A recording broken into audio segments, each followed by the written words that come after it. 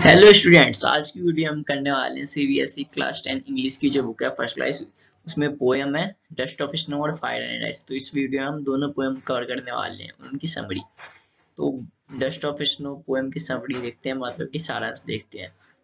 Dust of snow जो है Robert Frost द्वारा लिखी गई एक छोटी और सुंदर कविता। यह एक प्रेरक कविता है जो हमें बताती है कि चीजों को देखने का हमारा दृष्टिकोण हमारे दिमाग को कैसे बदलता है और हमारे जीवन पर अधिक प्रभाव डालता है। जीवन के सरल क्षणों का आनंद लेते हुए हम अपनी दिन प्रतिदिन की समस्याओं और चिंताओं से छुटकारा पा सकते हैं। इससे हमें खुश और स्वस्थ जीवन जीने में भी मदद मिलती है। जस्ट ऑफ स्नो की कविता में जो है कवि ने एक कौवा, बर्फ और एक हेमलॉक पेड़ का उल्लेख किया है। कौवा, बर्फ की धूल और हेमलॉक का पेड़ कवि की अवसादग्रस्तता और दुखद मनोदशा का जो है वर्णन करता है। चूंकि कवि अच्छे मूड में नहीं था, वह प्रकृति को उसी तरह देखता है और अपनी भावनाओं को व्यक्त करने के लिए प्रकृति के कड़वे पक्ष का वर्णन करता है। तो हम डस्ट ऑफ स्नो पोएम और एक्सप्लेनेशन देखते हैं। द वे अ क्रो, तो इसका मतलब हुआ जिस तरह एक कौवा, सुक डाउन ऑन मी, मुझ पर टूट पड़ा। द डस्ट ऑफ स्नो, बर्फ की धूल, फ्रॉम अ हेमलॉक ट्री, एक हेमलॉक पेड़ से। हैज गिवन माई हार्ट, मेरे दिल को दे दिया है। A change of mood, mood का बदलाव। और एंड सेव्ड सम पार्ट, कुछ हिस्सा बचा लिया। Of a day I had rude, एक दिन के लिए जब मैं रूड था। और ये पोएम जो है रॉबर्ट फ्रॉस्ट द्वारा लिखा गया है। अब यह कविता जो है एक साधारण क्षण प्रस्तुत करती है, लेकिन इसका एक बड़ा महत्व है। कवि कहता है कि वह एक उदास मूड में था और एक हेमलॉक पेड़ के नीचे बैठा था। सर्दियों का मौसम था और चारों तरफ जो है बर्फ थी। उसी पेड़ पर एक कौवा बैठा था। कवि पर बर्फ की धूल से कौवा कांप रहा था। जब कवि पर बर्फ का एक छोटा कण गिरा तो वह अपने विचारों से जागा और फिर अपने आसपास चल रही साधारण गतिविधि पर ध्यान दिया।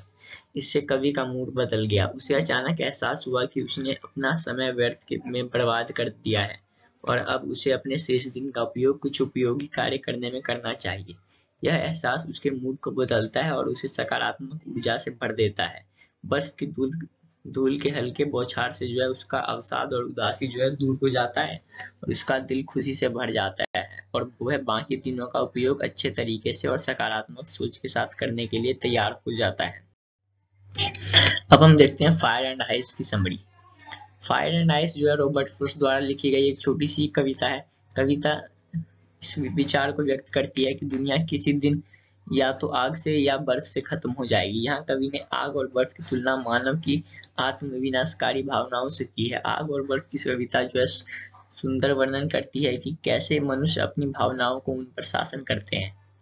इनकी उनकी इच्छाओं पर उनका कोई नियंत्रण नहीं है। वे अपनी इच्छाओं को प्राप्त करने की दिशा में काम करते हैं, लेकिन जितना अधिक वे काम करते हैं उतना ही वे उनमें फंस जाते हैं। इस प्रकार वे कभी भी संतुष्ट महसूस नहीं करते हैं और अपने जीवन को नष्ट कर देते हैं। इसी तरह कवि सोचता है कि आग और बर्फ से दुनिया का विनाश होगा।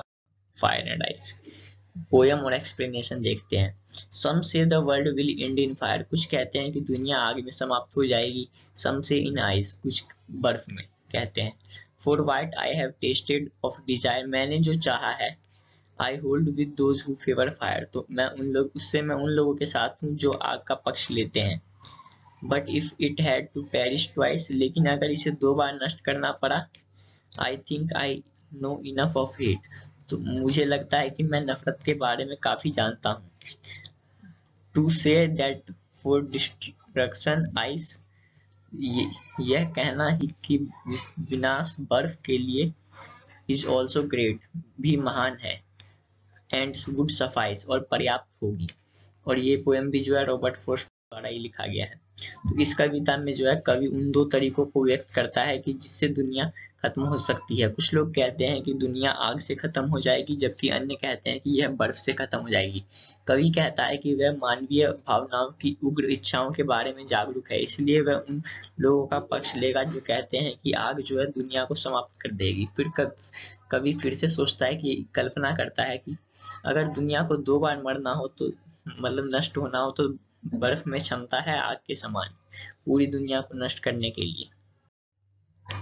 कवि फायर एंड आइस, आग और बर्फ की तुलना जो है मनुष्य के आत्मविनाशकारी स्वभाव से करता है।